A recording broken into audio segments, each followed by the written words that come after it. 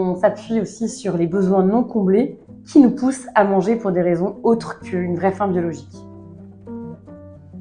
Et j'ai créé en fait ce service qui n'existait pas vraiment encore en France, qui est assez connu aux États-Unis et au Canada, qui est autour de l'alimentation émotionnelle. Quand on a un problème de poids, généralement on va voir une nutritionniste, un diététicien.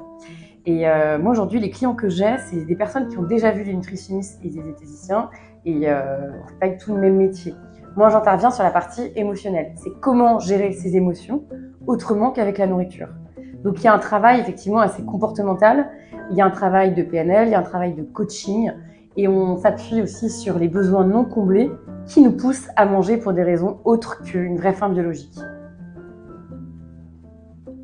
Alors souvent on dit que l'intestin c'est le second cerveau. Effectivement, ce qu'on mange a tout de suite un lien avec notre mental. Évidemment, l'alimentation uniquement plaisir, c'est-à-dire gras et sucré, ne va pas faire en sorte qu'on aille bien non plus. Donc il faut un équilibre, il faut apprendre à ne pas catégoriser les aliments dans des bons ou mauvais pour soi. Je fais en sorte de manger de tout avec une règle: quand j'ai faim je mange, quand j'ai plus faim je ne mange plus.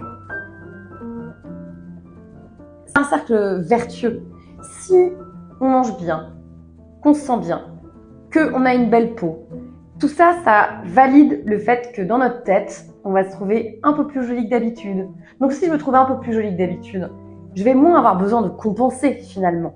Donc les compléments alimentaires vont aider à avoir une plus belle peau, et ça va nous mettre dans des dispositions justement psychologiques meilleures. Et c'est vraiment le cercle vertueux de la bonne alimentation, d'une belle peau, etc. C'est que la répétition qui fait qu'on change de comportement.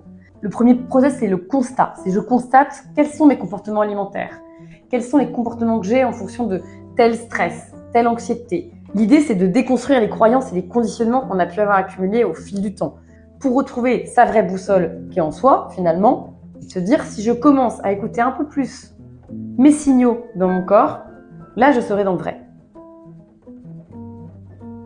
Ça sert à rien de se dire il faut que je mange uniquement de façon équilibrée, parce que s'il n'y a pas la notion de plaisir, ça va déclencher des fausses faims. Et donc, si vous déterminez vos déjeuners ou vos dîners par du chocolat, terminez chaque repas par 2 carrés de chocolat. Ce qui va vous faire prendre du poids, c'est justement de vous priver, de contrôler. Forcément, il y a un craquage et un relâchage après.